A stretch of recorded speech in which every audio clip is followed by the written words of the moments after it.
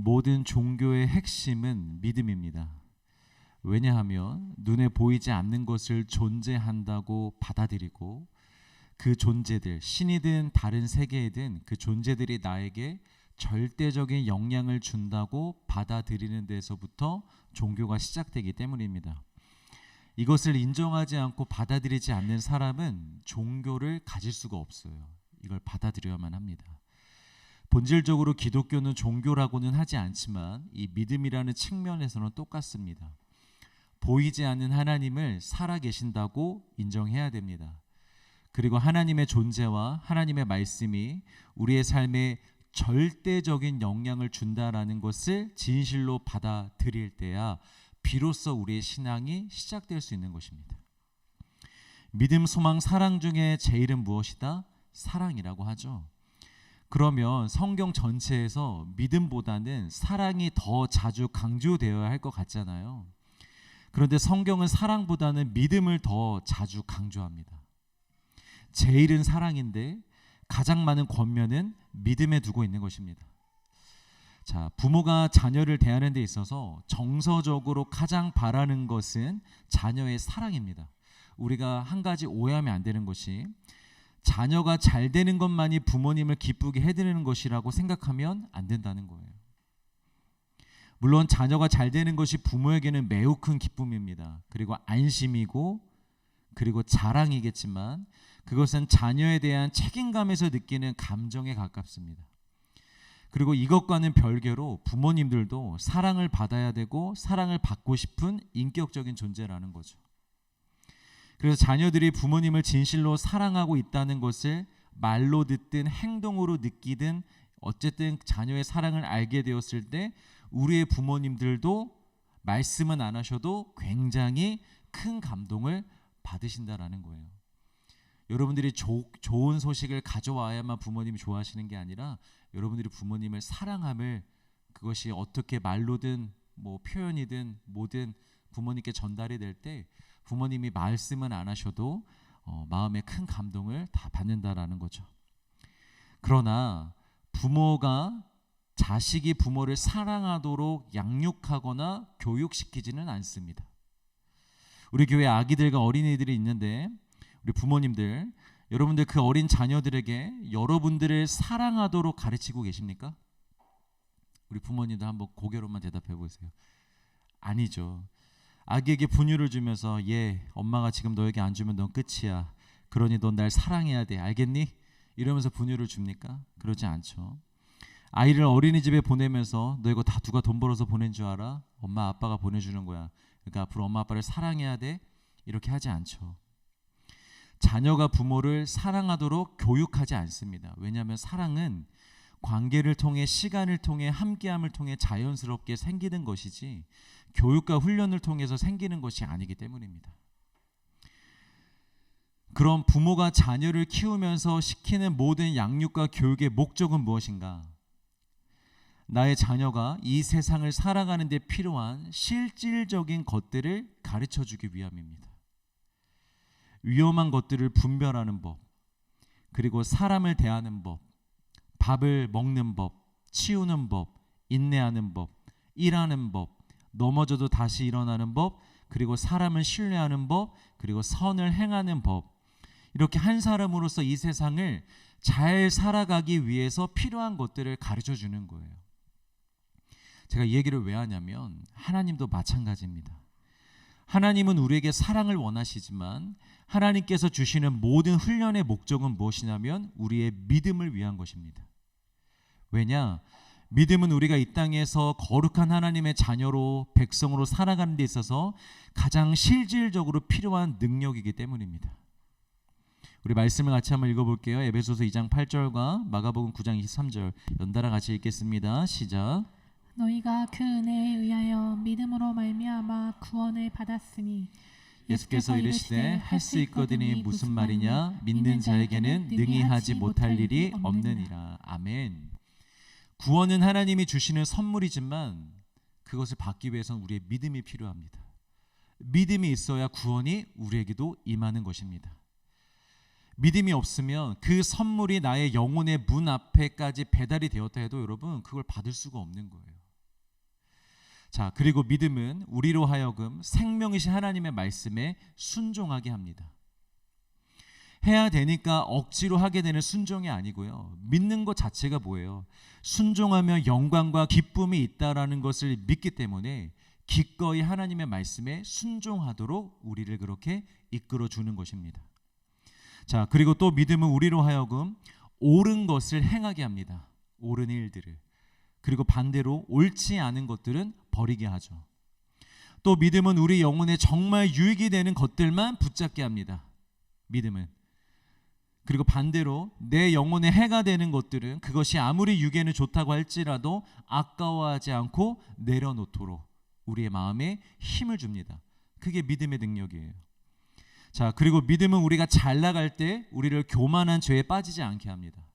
잘 나간다고 형통하다고 교만하게 만들지 않습니다. 믿음이 있으면 잘 나가도 겸손하게 하나님을 잘 섬기게 해줍니다. 또 반대로 믿음은 우리가 힘들고 어려울 때 우리로 하여금 좌절케 하거나 절망케 빠지지 않게 합니다. 견디게 하고 인내하게 하고 계속해서 소망을 붙잡고 살게 해줍니다.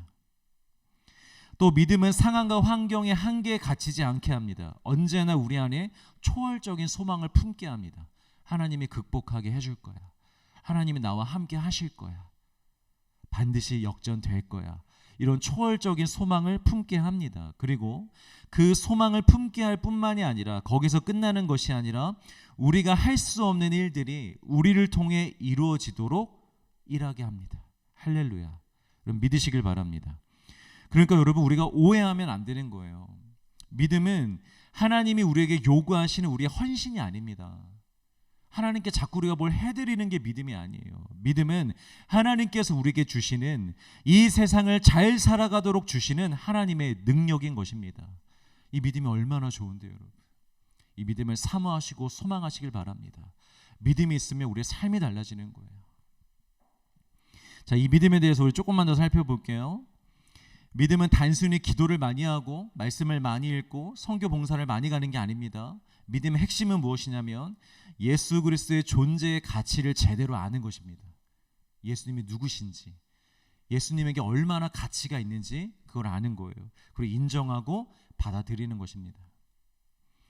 미국의 한 신학교에서 한 목사님을 모시고 강연을 했습니다. 여러분도 아마 잘 아실 텐데 폴 워셔 목사님이라고 여러분 잘 아시죠? 이 목사님을 모시고 강연을 했어요. 그때 한 신학생이 손을 들고 질문합니다. 목사님, 질문이 있습니다. 어떻게 한 사람이 그저 몇 시간 동안 십자가에서 고통받다 죽는 것으로 셀 수 없이 무수히 많은 사람들을 구원할 수 있는 것입니까? 이런 질문을 했어요. 신학생인데 이런 질문을 했다는 게 좀 의아하죠. 이 학생이 이게 논리적으로 이게 이해가 안 가는 거예요. 아니 어떻게 한 사람이 죽어서 이렇게 수많은 사람들의 생명을 살릴 수가 있지? 그냥 한 사람인데 이런 생각을 갖고 있는 거죠. 그래서 이 폴 워셔 목사님이 뭐 이렇게 좀 이렇게 질문을 그래도 했으니까 사랑하는 아들 좋은 질문해서 고마워. 자리 얼른 앉아. 이제 이렇게 답을 해주는데 좀 격양된 목소리로 이런 대답을 했다고 합니다. 잘 들어보세요. 어떻게 한 사람이 나무에 달려 죽는 그 시간을 통해 수많은 사람들을 영원한 지옥으로부터 구원할 수 있는지 정말 알고 싶으십니까? Because 왜냐하면 그 한 사람이 모든 사람들을 다 합친 것보다 더 존귀하기 때문입니다. 만약 여러분들이 모든 사람과 모든 산들과 모든 별들과 모든 행성과 이 세상에 존재하는 아름다운 모든 형태와 노래하는 모든 것들과 여러분들에게 기쁨을 주는 모든 것들을 다 가져다가 한쪽 저울에다 올려놓고 그 반대쪽에 예수님을 올려놔 보십시오. 저울은 예수님 쪽으로 기울 것입니다. 그래서 한 사람의 죽음으로 모든 사람들이 구원을 받고도 남는 것입니다. 이와 같은 예수님의 가치를 깨닫고 이해하고 월십, 그 가치에 맞게 그분을 대하는 것, 여러분 그게 믿음입니다. 예수님은 그만한 가치가 있는 분이십니다. 여러분 믿으십니까? 그것을 이해하고 받아들이고 믿고 그의 가치에 맞게 우리는 대해야 되는 거예요. 그게 믿음이고 그게 신앙생활입니다. 거기에서 우리의 삶의 힘이 나오는 것입니다. 생각해 보십시오. 이 믿음이 있는데 어떻게 그리스도만으로 충분하지 않다고 우리 얘기할 수 있겠습니까? 이 세상 모든 것을 합한 것보다도 더 가치가 있는 분이 내 안에 들어오셨고 나와 함께하고 계신데 우리가 무엇이 부족하다고, 무엇이 없다고 원망하고 그렇게 얘기할 수 있겠습니까? 이 믿음이 있는데 어떻게 다른 것에 집착하며 다른 것을 더 붙잡을 수 있겠습니까? 가치에서의 차이가 있는데 1,000원과 1억이 있어요. 여러분 뭘 붙잡을 거예요? 1억을 붙잡아야죠. 1,000원을 붙잡는다는 거 제정신입니까 여러분? 1억을 붙잡아야죠. 가치가 다르잖아요. 이것과 비교도 안 되는 거잖아요. 이 믿음이 있는데 어떻게 다 끝났다며 낙심하며 절망합니까? 여러분 낙심하지 마십시오. 예수님이 계십니다. 온 세상의 주인이신 예수님이 우리 안에 계십니다. 이 믿음이 있는데 어떻게 여러분 우리가 예배를 대충 드립니까? 이 믿음이 있는데 어떻게 다른 것을 더 사랑하겠습니까? 그러니까 이 관점에서 우리 믿음을 다시 돌아보고 점검해야 합니다. 나는 과연 진짜 예수 그리스도를 믿고 있는가? 정말 예수 그리스도의 그 존귀함과 그 가치와 그분의 능력과 그분의 권세와 위엄을 제대로 이해하고 있는가? 그리고 거기에 걸맞게 내가 예수님을 지금 대하고 있는가? 아니면 그냥 너무 값싼 예수로 그렇게 대하고 있지는 않는가? 그렇지 않다면 여러분 우리의 믿음은 다 반쪽짜리 믿음입니다. 예수님이 내 안에 들어오셨고 나와 늘 함께 하신다는 것을 믿기는 믿는데 늘 불안해하는 거예요. 불안할 수밖에 없죠. 반쪽짜리 믿음이니까. 믿기는 믿는데 계신 것 같기는 한데 왜 이렇게 불안하지?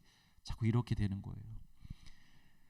또 하나님은 선하신 분이라는 것을 믿는데 가끔 나를 힘들게 하시는 것 같기도 해. 하나님은 왜 자꾸 나를 이렇게 힘들게 하지? 왜 나를 형통케 안 하시지? 이런 생각이 들고 또 하나님은 약속을 지키시는 신실하신 분임을 믿는데 분명히 믿는데 당장의 현실을 보면서 낙심이 되고 막 조급해지고 하나님이 안 주시면 어떡하지? 이게 안 되면 어떡하지? 그런 마음들. 또 예수님은 나의 목자시고 나를 인도하신다라는 것을 믿는데 늘 우리 길에 대해서 자꾸 흔들리게 되죠. 이게 맞나? 이렇게 가는 게 맞나? 그리고 예수님을 믿으면 사람이 거듭난다고 새로워진다고 하는데 그것을 정말 믿는데 내 주변 사람들을 보며 전혀 변할 것 같지 않고 또 심지어 나조차도 변할 것 같지 않아서 절망감이 들 때도 있죠. 믿는 것도 아니고 안 믿는 것도 아닌 이런 어정쩡한 반쪽짜리 믿음, 이런 믿음은 대체 왜 생기는 것인가? 왜 우리는 자꾸 이런 어정쩡한 믿음을 가지고 살아가는가?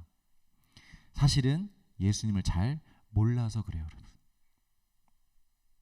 안다고 하지만 제대로 아는 게 아니고 만났다고 하지만 제대로 만나지 못한 것입니다.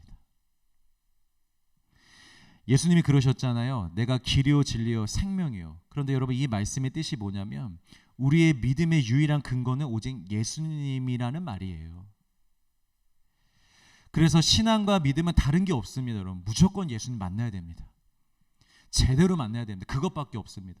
많이 배운다고 여러분 신앙을 가질 수 있는 게 아니고 믿음을 가질 수 있는 게 아니에요. 진짜 믿음은 무엇이 돼야 되냐면 예수님을 만나는 거, 제대로 만나는 거. 이것은 단순히 은혜를 경험하는 수준이 아닙니다. 우리 보통 그런 말들을 하죠. 예수님을 인격적으로 만났다. 그런데 이 말이 가만히 생각해 보니까 예수님을 정말 제대로 만났다는 말은 아닌 것 같아요. 그 정도의 수준으로 우리가 사용하는 말이 아닌 것 같아요. 그냥 예수님의 사랑과 은혜를 크게 경험했다 정도로만 이해하는 게 좋을 것 같습니다. 예수님을 정말 제대로 만나게 되면 예수님의 존재를 있는 그대로 이해하고 받아들이게 되면 여러분 패러다임 시프트가 일어납니다. 생각과 마음의 일부가 아니에요, 여러분. 아예 우리의 인생의 중심 축이 바뀌어버리는 거예요. 가장 대표적인 게 예수님을 만나면 우리 인생의 목적이 바뀝니다. 근데 인생의 목적이 바뀌는데 이게 배워서 그냥 설정되는 게 아니에요. 교회를 다니고 신앙생활을 하면 다들 이런 목적으로 사니까 나도 한번 이렇게 한번 살아볼까 해서 설정하는 그런 목적이 아닙니다. 이 마음 깊숙한 곳으로부터 끌어져 올라오는 거룩한 욕망으로 설정되는 목적입니다. 이건 누가 시킨 목적이 아니에요. 누가 하라고 해서 설정할 수 있는 목적이 아니에요. 내 마음속 이 배 단전에서부터 끌어져 올라오는 욕망, 거룩한 욕망에서 설정되는 인생의 목적입니다. 그래서 성경에서 이것을 성령의 소욕이라고 하는 거예요. 마음에서부터 끌어오르는 욕구라고 해서. 성경에서는 이런 변화를 거듭남이라고 합니다. 옛사람은 지나가고 완전히 새로운 사람이 되는 것. 그래서 이전에 없었던 새로운 욕구들로 내 안이 채워지는 것. 이걸 보셔야 돼요, 여러분. 내가 예수님을 제대로 믿기 전과 제대로 믿고 난 다음에 내 안에 욕구의 변화. 난 무엇을 갈망하며 살아가고 무엇을 사모하며 살아가는가. 이걸 보면은 내가 예수님을 진짜 만났는지 아닌지를 알 수 있어요. 물론 떠나간 옛사람이 다시 막 들어오려고 합니다. 이미 헤어졌는데 질척거리는 연인처럼 계속 우리 좋았잖아 이러면서 계속 내 안에 다시 들어오려고 해요. 그러나 이미 자리 잡은 새 사람이 있기 때문에 그 새 사람이 성령을 힘입어서 강력하게 그 옛사람과 싸울 것이고 저항할 것입니다. 이게 바로 영적인 싸움인 거예요. 그러나 아직 예수님을 실제로 만나지 못하고 하나님이 주시는 은혜와 축복에만 머물러 있는 사람들의 영적 싸움은 조금 다른 양상입니다. 이 싸움은 우리 얼마 전에 보았던 약복 나루토의 하나님과 야곱의 씨름과 같은 싸움입니다. 여전히 내 중심에는 내가 있습니다. 나의 옛사람이 있고 주도권을 내어놓지 않으면서 하나님에게 은혜만 받고 싶어 하는 거죠. 하나님, 나의 옛사람 내가 못 버리겠습니다. 나의 주도권은 못 드리겠습니다. 그러나 하나님, 나에게 은혜는 주십시오. 나를 도와주십시오. 나를 먹여주시고 인도해 주시고 살려주시고 문제를 해결해 주십시오 라고 얘기하는 거죠. 야곱과 같이. 그런 사람에게 하나님이 찾아오셔서 자꾸 싸움을 거시는 겁니다. 아니야, 내가 이걸 줄긴 줄 건데 이거 전에 너부터 내려놔. 너의 그 마음의 중심부터 나한테 허락해. 내가 그 안에 들어갈 수 있게 내려와. 이 싸움을 하는 거예요. 이것도 영적인 싸움입니다. 한번 가만히 잘 생각해 보십시오. 여러분들이 지금 싸우는 싸움이 어떤 싸움인지. 이미 내가 예수님을 영접하고 내 안에 완전히 성령으로 거듭나서 이제 그 거룩한 소망과 열망을 가지고 사모함을 가지고 살아가는데 나의 옛사람이 가끔씩 와서 나를 건드리고 다시 그 자리를 빼앗으려고 해서 그 옛사람과 싸우는 싸움을 하고 있는지, 아니면 내 안에 하나님께 드리지 못한, 아직도 내려오지 못한 자아로 가득하고 그것을 하나님이 지금 빼앗아 그걸 지금 내려놓으라고 내가 그 안에 들어가겠다고 싸우고 있는 싸움은 아닌지, 마귀와의 싸움인지 하나님과의 싸움인지 한번 여러분 생각해 보시길 바랍니다. 보통 우리는 사람은 잘 안 바뀐다고 생각하는 정도가 아니라 믿고 있는 것 같습니다. 여러분 그렇지 않아요? 여러분 사람이 바뀐다고 생각하십니까? 그렇게 쉽게 잘 생각 안 하시죠. 여러분 가족을 보거나 또 무엇보다 거울 속에 있는 나 자신을 보면 네가 언제 변할래? 라고 생각이 들 정도로 우리는 잘 바뀌지 않습니다. 그러나 성경은 우리에게 말하고 분명히 보여줍니다. 예수님을 만나면 바뀐다고. 진짜 예수님을 만나면 반드시 변한다고 우리에게 말씀해주고 있습니다. 지난주 봤던 에디오피아 내시, 말씀으로 예수님을 만났죠. 예수님의 존재와 그 복음을 있는 그대로 받아들였습니다. 그리고 그 순간 이 내시가 깨닫게 되었습니다. 무엇을요? 예수님이 짱이라는 것을. 세상에 있는 모든 우상들보다, 모든 신들보다 가장 뛰어난 신이라는 것을.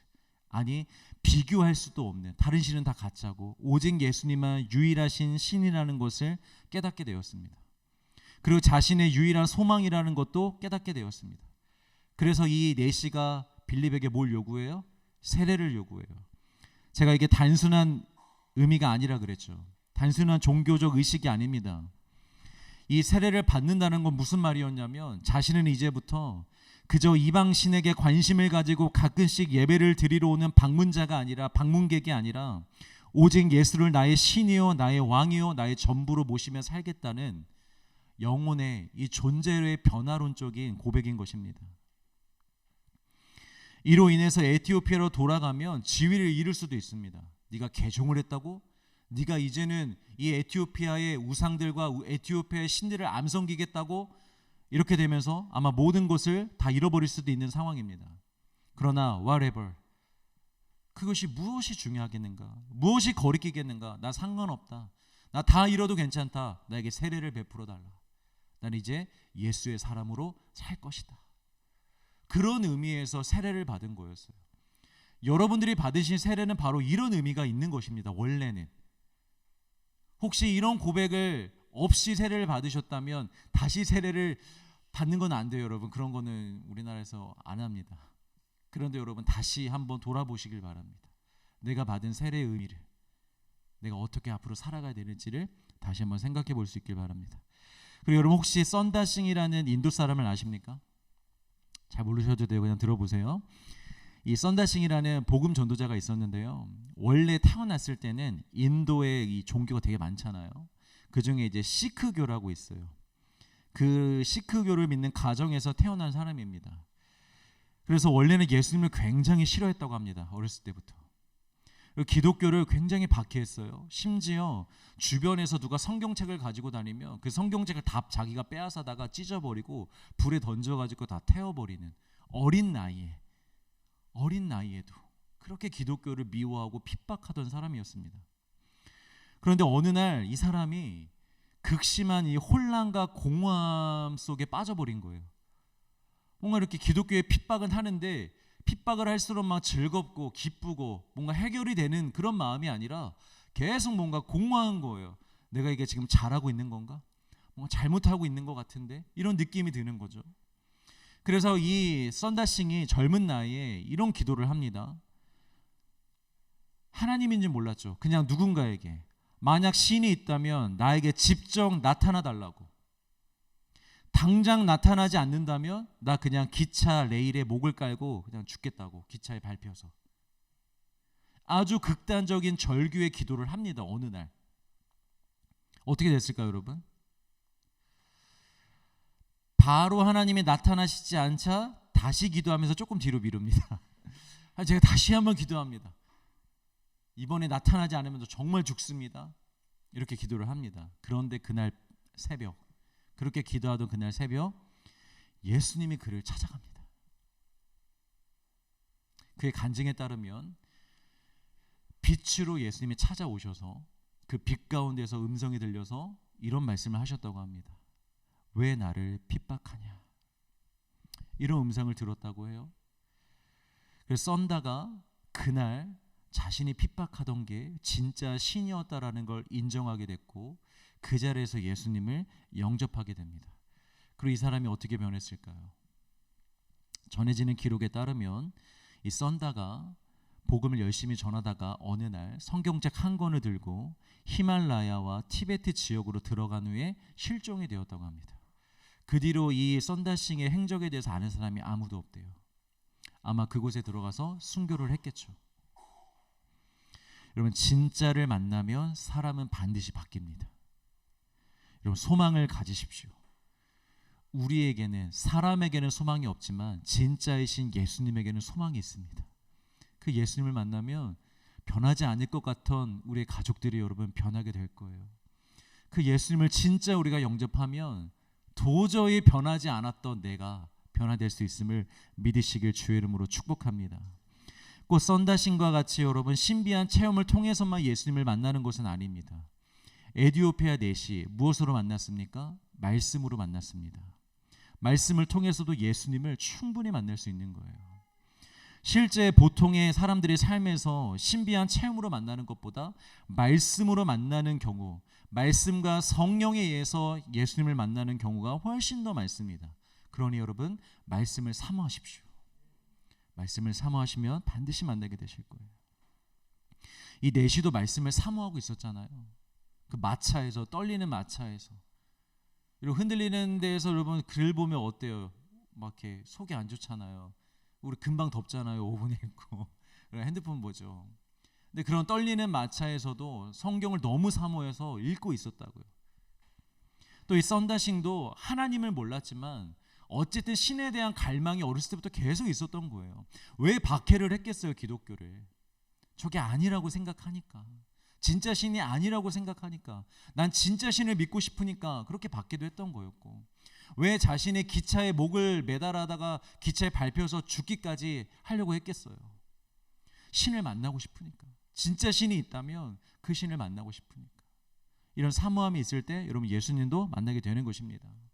예레미야와 우리 히브리서 말씀을 연달아 같이 읽겠습니다. 시작. 나를 구하며 나를 찾을 것이요 나를 만나리라. 그가 자기를 찾는 자들에게 상 주시는 이심을 믿어야 할지니라. 아멘. 할렐루야. 여러분 사모하십시오. 간절히 찾으십시오. 하나님 만나 주십니다. 자, 오늘 본문에서는 가장 바뀌어야 할 사람이자 가장 바뀌지 않을 것 같았던 사람이 예수님을 만나고 완전히 변화되는 사건이 나옵니다. 우리 모두 잘 아는 사울, 바울의 이야기입니다. 사도행전 9장 1절과 2절을 같이 읽겠습니다. 시작. 사울이 주의 제자들에 대하여 여전히 위협과 살기가 등등하여 대제사장에게 가서 다메섹 여러 회당에 가져갈 공문을 청하니 이는 만일 그 도를 따르는 사람을 만나면 남녀를 막론하고 결박하여 예루살렘으로 잡아오려 함이라. 자, 복음서와 사도행전을 연구하면서 제가 한 가지 궁금한 게 생겼어요. 제가 볼 때 이 사울이 너무 갑툭튀 같아요. 예수님의 공생의 기간에 그렇게 종교 지도자들이 예수님과 그의 무리들을 대적했었잖아요. 근데 그때 사울이라는 이름이 한 번도 나오지 않거든요. 그리고 사도행전 7장까지도 앞부분에서도 전혀 등장하지 않아요, 이 사울이. 그런데 7장 말미 스데반의 죽음부터 갑자기 사울이라는 이름이 등장하면서 기독교를 박해하는데 가장 최선봉에 서는 사람이 돼요. 이게 이해가 안 갔어요. 이게 갑자기 어디서 튀어나왔지, 이 사람이? 그 정도로 선봉에 섰을 정도면 이미 이전에 언급이 됐어도 남았을 텐데 어떻게 이렇게 갑자기 튀어나올 수 있었을까? 그래서 여러 상황과 말씀과 자료들을 조사해 보면서 내린 결론입니다. 우선 사울은 헬라파 출신의 젊은 바리새인입니다. 그리고 그 중에서도 당대 최고의 코스만을 밟으며 자라온 초엘리트 계층입니다. 유망주였어요. 유망주. 바리새파 중에서도. 그래서 스스로 말하기를 자신은 율법으로는 흠이 없는 존재였다고 고백할 정도예요. 이 고백을 왜 했겠어요? 자기가 그렇게 생각해서? 아니요, 사람들이 그렇게 인정해 줬거든요. 야, 쟤 사울은 대단해. 어렸을 때부터 저렇게 교육받고 모르는 율법이 없고 타협이 없고 율법을 다 잘 지키면서 사는 아주 초엘리트야, 유망주야. 이런 얘기를 들으면 잘하니까 자기 자신도 자기 자신에 대한 생각을 어떤 생각을 갖고 있었냐면 나는 율법으로는 흠이 없는 존재였어 라고 고백하는 거죠. 그럼 그가 예수님 사역 당시에는 왜 등장하지 않았느냐? 예루살렘 종교 체제 안에서 아직 성장 중이던 젊은 바리새인이기 때문입니다. 가능성은 있지만 유망주이긴 하지만 당시의 그 문화 안에서는 그냥 아직 짬이 안 된 짬이 그냥 한참 안 된 신입생 유망주일 뿐인 거예요. 그런데 예수님이 죽으시고 부활하신 이후에 다 끝난 줄 알았던 이 교회가, 이 기독교인들이 갑자기 막 폭발적으로 성장하고 확장되어지기 시작하면서 이 종교 지도자들 안에서 빨리 이것을 진압하자, 통제하자. 그러다 보니까 바리새파 사람들이 대거 이제 투입되기 시작한 거죠. 어디는 빨리 저쪽 지역 가서 하고, 누구는 이거 맡아서 하고, 갑자기 일이 많아진 거예요. 아마 그때부터 사울의 본격적인 활동이 시작됐던 것 같아요. 사울, 너도 이제 지금부터 본격적으로 활동해. 바리새파로서 사람들 사이에 들어가서 율법적으로 잘못된 게 있다면 네가 지적하고 네가 증인이 되어서 뭐 처벌도 하고 이렇게 해. 이런 명령을 받고 이때부터 아마 처음 움직이게 된 것 같아요. 그러던 어느 날 스데반 집사의 설교 현장에 사울이 있었습니다. 사람들이 스데반 설교에 마음이 찔려서 회개하는 것이 아니라 오히려 스데반을 죽이려고 했죠. 그 자리에 있던 사울이 법적 증인이 되어줬습니다. 그리고 그때가 처음이었습니다. 크리스찬을 처형했던 것이. 그리고 사울이 그 일에 동참했던 것입니다. 그리고 사울은 그날 그 자리에서 스데반이 죽는 모습을 보면서 그래, 예수를 믿는 사람들은 저렇게 죽어야 돼 하고 처음으로 마음에 합당하게 여겼다고, 마땅하게 여겼다고 성경이 기록하고 있습니다. 이것이 사울이 교회를 핍박하는데 전면에 나서게 되는 도화선이 됐던 것 같아요. 제가 이게 공식적인 용어인지 모르겠는데요, 찾아보니까 심리학 용어로 행동 정당화라는 개념이 있다고 합니다. 이게 뭐냐면 사람이 한번 강한 행동을 경험하게 되면 내가 이걸 왜 했는가를 설명하기 위해서 그 행동을 더 강한 신념으로 뒷받침하려는 것을 말한대요. 그러니까 쉽게 말하면 한번 행동에 참여하면 내가 한 행동이 틀리지 않았다는 것을 증명하기 위해서 더 적극적으로 그 일에 참여한다는 거죠. 또 생각해보면 오랜 시간 동안 율법을 배우며 최고의 엘리트 바리새인으로서 성장해 오면서 여러분 그 안에 열정이 얼마나 응축되어 있었겠어요. 우리도 그러잖아요. 예를 들어 우리가 무슨 운동을 배우는데 열심히 배웠어. 수강을 받았어. 그럼 뭐 하고 싶어요, 여러분? 아무것도 안 하고 싶어요. 열심히 배우면 그걸 써먹어보고 싶잖아요. 대회 나가보고 싶고, 내가 열심히 뭐 이렇게 요즘에 런닝을 잘하니까 런닝을 열심히 했어. 그럼 마라톤 대회 한번 나가보고 싶지 않아요? 여러분 오늘 많이 피곤하세요?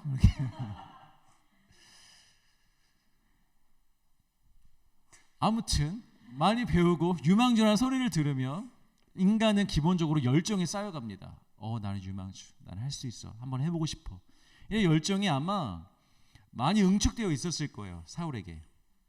또 무엇보다 율법은 그가 평생 쌓아오고 믿어온 전부입니다. 그런데 크리스찬들이 자신의 전부를 흔들고 있는 거예요. 율법이 아니야. 율법을 믿어서는 안 돼. 예수님을 믿어야 돼. 그러니까 자기가 지금까지 쌓아온 모든 것과 정반대되는 이야기들을 하니까 얼마나 적대감이 들었겠습니까? 이런저런 여러 가지 심리들이 복합적으로 작용하면서 이 사울이 그 자리에서 그냥 폭발해버린 것 같아요. 안 되겠다. 저것들 잡아 죽여야겠다. 예수 믿는 것들 다 잡아야겠다. 이런 마음의 결단을 하게 된 것 같습니다. 이때부터 사울이 본격적으로 교회를 박해하기 시작합니다. 시키지 않았는데 자신이 나서서 합니다. 사진을 한번 볼까요? 사울이 지금 오늘 본문에 다메섹이라는 곳을 갑니다. 그런데 여기 사진을 보면 제일 위에 보면 시리아라고 되어 있고 그 밑에 다메섹, 다마스커스라고 되어 있죠. 저기가 다메섹이에요. 그런데 그 밑에 흰색 점선이 무엇이냐면 이스라엘의 경계예요. 그 안에만 이스라엘이고 저 경계를 넘어가면 이방 나라가 되는 거죠. 그런데 지금 이 사울이 그리스도인들을 잡으러 어디로 가고 있는 거냐면 이스라엘 땅을 넘어서 이방 땅에까지 가고 있는 것입니다. 왜 여기로 갔느냐? 이 다메섹에는요 디아스포라 유대인들이 꽤 많이 있었다고 합니다. 왜냐하면 일단 이스라엘은 떠나야 되는데 가장 가까운 도시잖아요. 딱 봐도 가장 가깝잖아요. 그러니까 멀리까지는 가기 싫고 못 가는 사람들, 그런 디아스포라 유대인들이 저 다메섹에 굉장히 많이 모여 있었다고 해요. 그리고 복음이 전파되면서 저기 다메섹에도 복음이 전파됐고 원래 유대인들, 그 유대인들이 예수님을 믿고 개종을 한 것 같아요. 근데 그 소식을 예루살렘에 있던 사울이 듣게 됩니다. 그래서 사울이 어떻게 하느냐? 대제사장에게 가서 다메섹의 통치자들에게 보여줄 공문을 좀 써달라 그래요. 그 공문이 뭐겠어요? 크리스찬들을 잡아가도록 허락해달라는 공문이겠죠. 요즘 시대에도 아무리 극악무도한 범죄자여도요, 타국에 있는 범죄자들을 우리나라 사람이어도 함부로 데려올 수가 없어요. 이 외교적인 협조를 받아야 됩니다. 정식적으로. 그래야지 우리가 체포도 해서 데려올 수 있지. 당시에도 마찬가지예요. 그래서 지금 협조를 요청하고 있는 거예요. 그런데 이걸 지금 누가 시킨 게 아니에요. 사울이, 이 어린 놈이, 오늘날로만 우리 지금 다 30대잖아요. 20살 초반인 어떤 젊은 애가 혼자 와가지고 그러고 다니는 거예요, 여러분. 이 열심히 여러분 얼마나 대단합니까? 다른 바리새파 사람들은요, 다메섹은커녕 예루살렘 밖도 잘 안 나가요. 핍박을 해도 그냥 예루살렘 안에 있는 그리스도인들에게만 핍박을 하지 유대 지역을 막 다 샅샅이 뒤지면서 그렇게 핍박을 하지 않고 있다고요. 그런데 누군만 유독 이렇게 한다고요? 사울만 유독 막 이리저리 돌아다니면서 내가 다 죽여버리겠다, 다 잡아놓겠다 이러면서 지금 다니고 있는 거예요. 왜 이런 걸까요, 사울이? 열정이 뭐 폭발했다고 아까 얘기는 했지만 그 안이 어떤 마음일까? 우리 갈라디아서 말씀을 찾아봅시다. 1장 13, 14절 시작. 내가 이전에 유대교에 있을 때에 행한 일을 너희가 들었거니와 하나님의 교회를 심히 박해하여 멸하고 내가 내 동족 중 영갑자보다 유대교를 지나치게 믿어 내 조상의 전통에 대하여 더욱 열심히 있었으나 뭐 때문이었다? 믿음 때문이었다. 하나님을 위해서 그랬다. 이게 자신의 과거를 미화시키기 위한 포장이 아닙니다. 변명이 아닙니다. 내가 그때 그랬던 건 나 하나님을 위해서 그랬던 거야. 이렇게 변명하는 게 아니에요. 자신의 과거에 대해서 통회하는 심정으로 회개하는 진실한 고백입니다. 나 그때 내가 정말 난 하나님을 위해서 한 거였는데 그게 사실은 하나님을 대적하는 거였어. 이렇게 지금 고백하고 있는 거예요. 여러분 신앙생활을 할 때요. 열심도 중요하지만 방향이 훨씬 더 중요합니다. 방향이 틀린데 열심히 압도적인 것보다 방향은 맞는데 차라리 열심히 없는 게 훨씬 더 낫습니다. 왜냐하면 그 열심으로 하나님을 대적할 수 있기 때문입니다. 분명 자기는 하나님을 위한 일이라고 하는데 그게 다 진심이기도 한데 현실은 하나님의 뜻을 거스르는 일이 되는 거예요. 베드로도 그랬죠. 열심은 누구보다 앞섰는데 항상 방향이 문제였어요. 이 베드로도. 예수님의 말씀을 듣고 따르기보다 내가 믿는 믿음을 앞세우는 열심이 더 컸어요. 예수님의 말씀을 듣고 그냥 말씀대로 좀 하면 되는데 오랜만에 얘기합니다. 더 초전. 그 초전을 보면은 이 제자들을 한번 보세요. 예수님이 좀 하라는 대로 하면 되는데 아닙니다. 우리가 생각할 때는 이게 맞습니다. 예수님 이래야 됩니다. 이게 하나님의 뜻입니다. 이러면서 예수님의 말씀도 차단하고 자기들이 믿는 그 믿음이 진짜라고 강한 신념을 가지고 그걸 앞세워서 열심히 사역을 했다고요. 내가 얼마나 강하고 간절하게 믿고 있나보다 중요한 것은 내가 지금 믿고 있는 게 제대로 믿고 있나? 이게 중요합니다. 내가 믿고 생각하고 있는 것이 정말 하나님의 뜻인가? 성경의 진리인가? 아니면 나의 욕망과 나의 성향과 나의 고집과 나의 무지가 섞여서 만들어진 잘못된 믿음인가? 이것을 여러분 우리 반드시 분별해야 됩니다. 특히 마지막 시대에 살고 있는 우리는 반드시 분별해야 됩니다.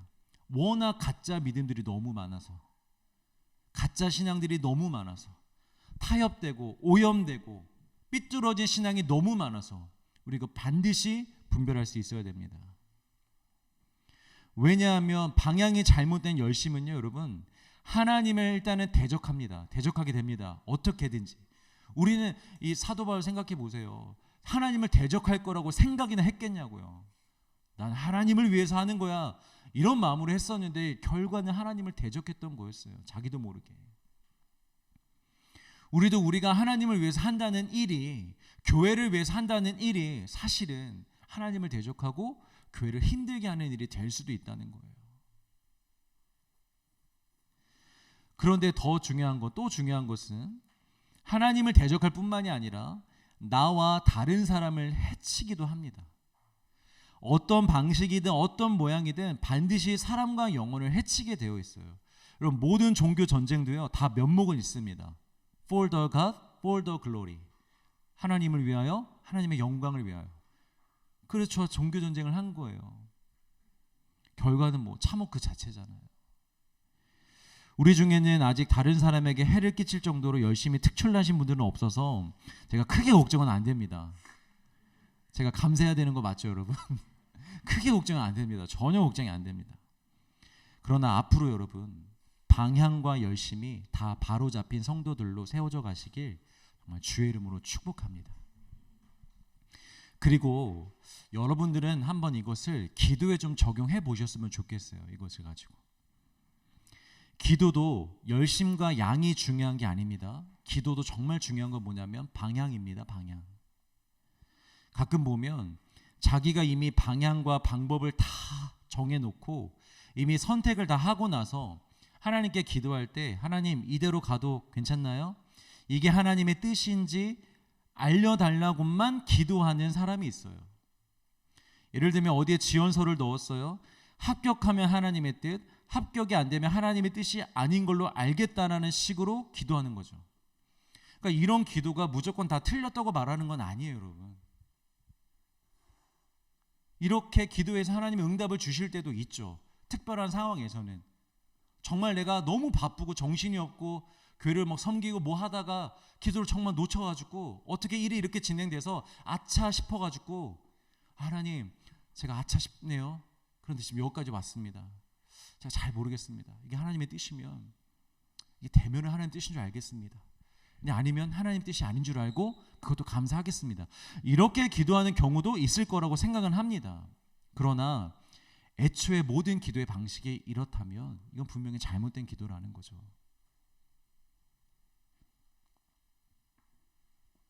월드컵 시즌만 되면 등장하는 해양 생물이 하나 있습니다. 문어라고. 문어인데요.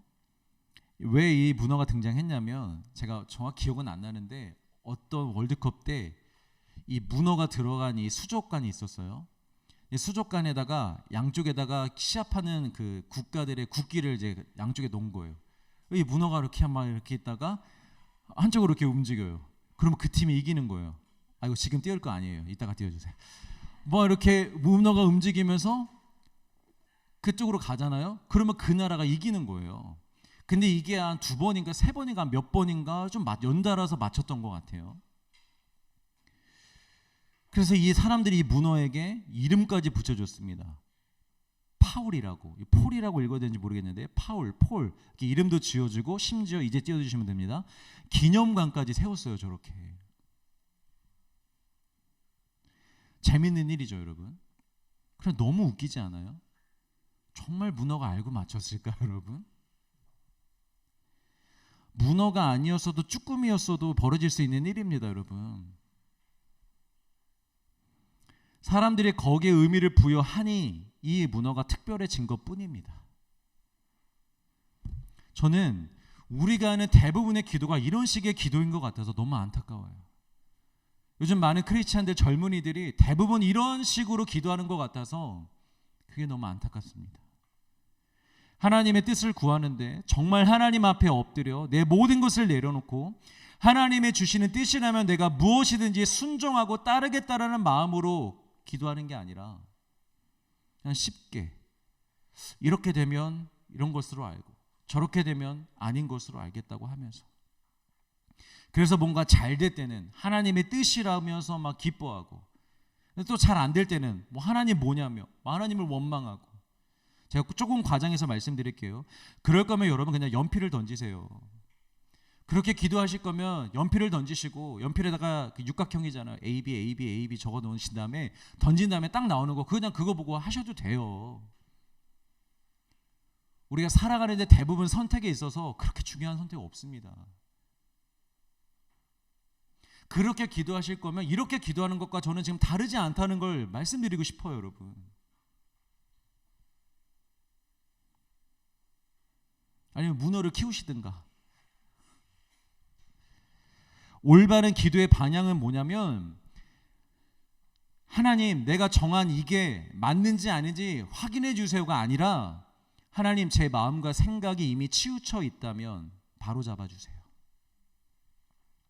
하나님 제가 보지 못하는 것이 있다면 하나님 보여주세요.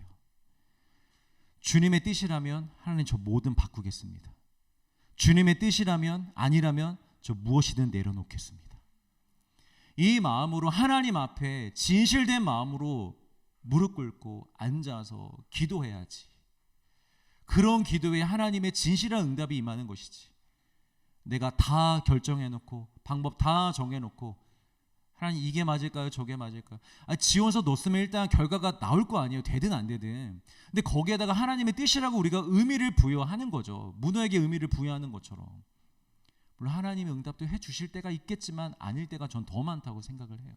그냥 그건 우리의 생각대로 선택을 한 거예요. 사실은. 이런 고백으로 방향이 잡혀 있어야 될 줄 믿습니다. 이런 기도를 하시기를 주의 이름으로 축복합니다. 자, 사도행전 9장 3절에서 4절 같이 읽습니다. 시작. 사울이 길을 가다가 다메섹에 가까이 이르더니 호련히 하늘로부터 빛이 들러 비추는지라. 땅에 엎드러져 들음에 소리가 있어 이르시되 사울아 사울아 내가 어찌하여 나를 박해하느냐 하시거늘. 호련히, suddenly, 갑자기. 여러분, 하나님의 역사와 은혜는요, 언제나 우리가 예상할 수 없을 때 임합니다. 거의 그렇더라고요. 하나님의 관점에서는 계획되어서 우리에게 임하는 거지만 우리의 관점에서는 언제나 suddenly, 갑자기 찾아오는 거예요. 12 제자들과 무리들이 처음 성령을 받을 때도 갑자기 성령이 임했잖아요. 그때 그 12 제자들과 무리들은요, 오직 기도하고 있었어요. 오직 기도에 힘쓰고 있었어요. 그런데도 그들도 몰랐어요. 야, 분위기가 지금 막 뜨거워.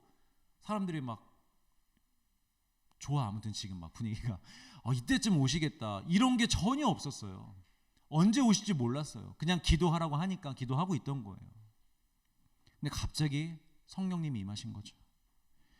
그러니 여러분, 기도하며 기다리시되 우리가 정해놓은 방식과 시간에 하나님을 제한하지 마십시오. 이때까지 되면 하나님의 뜻, 이때까지 안 되면 하나님 뜻이 아닌 거, 이렇게 여러분들이 정하지 마세요. 기도는 언제까지 하는 것이냐면 하나님이 응답하실 때까지 하는 것입니다. 내가 정하는 시간이 아니라 하나님이 응답하실 때까지. 그러니까 협박성 기도를 여러분 하지 마세요. 하려면 썬다시처럼 목숨 걸고 하세요, 여러분. 농담이고요. 어쨌든 그런 기도 하지 마십시오, 여러분. 믿음으로 기도하세요. 끝까지 기도하세요. 아멘. 자, 예수님이 사울을 찾아오셨습니다. 그리고 2번 부르십니다. 사울아 사울아. 그리고 사울이 누구시냐고 묻자 예수님이 이렇게 대답하십니다. 오늘 본문 5절 마지막으로 같이 읽겠습니다. 시작. 대답하되 주여 주시니까 이르시되 나는 내가 박해하는 예수라. 나는 네가 박해하는 예수야. 너는 왜 나를 박해하니? 내가 누구냐고? 네가 박해하는 예수다. 박해하지 마. 이런 뉘앙스의 대답이 아닙니다. 사울이 예수님을 박해하는 이유가 무엇입니까? 예수님의 존재와 그분의 말씀을 인정하지 않았기 때문입니다. 사울이 믿는 것은 오직 하나님과 율법입니다. 예수님은 그냥 이스라엘을 어지럽게 하는 거짓 선지자, 그냥 미치광이일 뿐입니다. 그리고 그 예수는 사람이기 때문에 이미 죽어서 끝났어요. 부활? 헛소리 하지 마. 부활이 어딨어? 예수라는 사람은 그냥 죽었어. 끝이야. 그렇게 다 끝난 줄로만 알고 있었어요. 이 사울에게 있어서 문제라면 그를 따르던 장당들이 문제인 거죠. 예수는 이제 다 끝이 난 거예요. 사울에게 있어서. 그런데 그 예수님이 지금 살아계셔서 자신 앞에 빛으로 나타나신 거예요. 그러니까 네가 박해하는 예수라 이렇게 말씀하신 이유는 사울에게 왜 나를 박해하냐고 따지려고 한 게 아니라 사울에게 참된 믿음을 주시기 위해서 그의 믿음의 한계를 지금 깨트리시고 있는 거예요. 정면으로. 너 내가 죽은 줄 알았지. 그래서 지금 이렇게 박해하고 있는 거지. 너 내가 가짜인 줄 알았지. 그래서 지금 이렇게 박해하고 있는 거지. 짠, 난 진짜야. 네가 박해하는 나 진짜 예수야. 내가 진짜 구원자고 내가 하나님이야. 그의 믿음의 한계를 깨트리시기 위해서 네가 박해하는 예수야 라고 말씀을 하시는 거예요. 여러분 한번 생각해 보시겠어요? 이 사울에게 있어서 예수님이 진짜 살아계신 신이라는 걸 알게 되면, 깨닫게 되면 이 사울에게 어떤 변화가 일어날까요? 말해 뭐 하겠어요? 모든 자신이 지금까지 공부했던, 쌓아왔던 믿어왔던 그 모든 것들이 다 무너졌을 것이고, 무너질 뿐만이 아니라 예수님이 하셨던 그 모든 말씀이 진리였다라는 사실도 동시에 다 깨달아졌을 거예요. 자, 적을 알고 나를 알아야 백전백승. 이 바리새파 사람들이 예수님을 굉장히 괴롭혔잖아요. 근데 예수님을 괴롭히기 위해서 뭘 공부했어야 됐냐면 예수님이 하신 말씀들을 다 공부해야 됐어요. 왜냐, 꼬투리를 잡아야 되니까. 저것이 무슨 말을 하는지 다 들어보자. 그래서 하나라도 걸리는 게 있으면 그걸 잡아다가 죽이자. 이런 게 바리새파였으니까 누구보다 예수님의 말씀에 대해서 가장 많이 알고 듣고 연구했을 거란 말이에요. 그런데 네가 박해하는 예수의 이 한마디에, 그 한 번의 만남에 그 예수님의 모든 말씀이 진리로 깨달아지는 거죠. 아, 그게 다 진리였구나. 그게 다 사실이었구나. 그래서 여러분, 예수님은 바울에 대해서 더 이상 할 말씀이 없어요. 다른 말씀이 없으세요. 더 이상 따지지도 않고 더 가르치지도 않으십니다. 우리 생각에는 여러분, 사울과 같은 사람이 개종해서 크리스찬이 되었어요. 그럼 우리 어떤 생각을 하죠? 누구보다 교육을 많이 받아야 될 것 같잖아요. 데려다 앉혀놓고 정말 예수님을 믿게 되었는지, 예수님 정말 만나게 되었는지 이걸 제대로 가르쳐줘야 될 것 같잖아요. 그런데 예수님은 딱 한마디로 끝내세요. 네가 박해하는 예수니라. 이런 왠 줄 아십니까?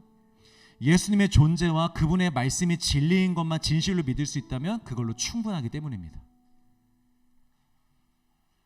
예수님이 정말 살아계신 분이시며 우리의 구주시며 하나님의 아들이시며 예수님이 하신 모든 말씀이 진리라는 사실만 우리가 믿는다면, 믿을 수 있다면 여러분, 그거면 충분합니다. 그것만 믿어도 우리는 바뀝니다. 우리는 변화됩니다. 이제 말씀을 마무리하면서 우리에게 적용해 볼까요?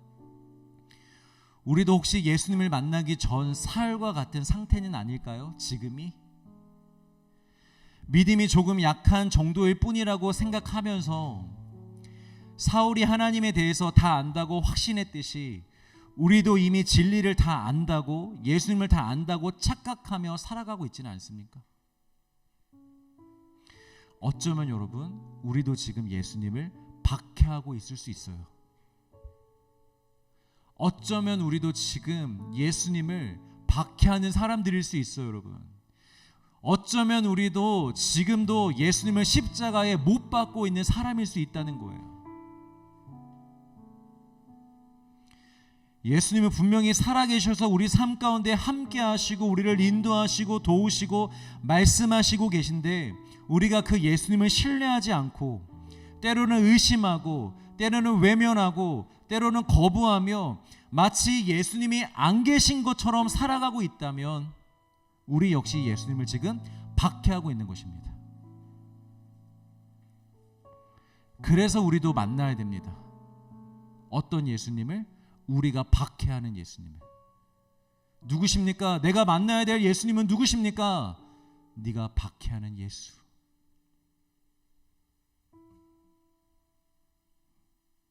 예수님을 여러분, 의심할 수 없는 분으로 만나셔야 됩니다. 예수님을 외면해서는 안 되는 분으로 만나셔야 됩니다. 예수님을 거부하면 절대로 안 되는 분으로 만나셔야 됩니다.